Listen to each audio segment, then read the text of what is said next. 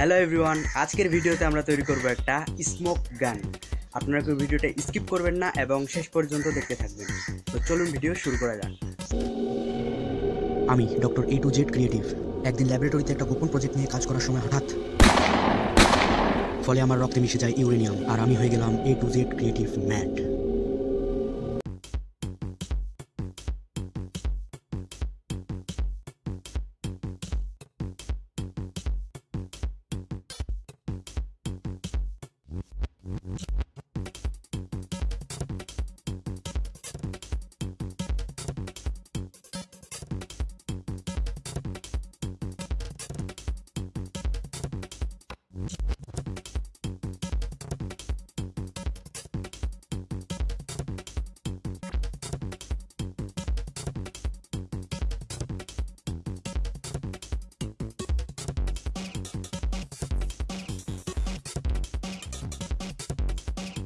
তো বন্ধুরা, যারা এখনও আমার চ্যানেলটিকে সাবস্ক্রাইব করেননি তারা তাড়াতাড়ি নিচে লাল বাটনে ক্লিক করে চ্যানেলটি সাবস্ক্রাইব করে নিন এবং পাশে যে বেল আইকনটি রয়েছে সেটি ক্লিক করে অল করে দিন।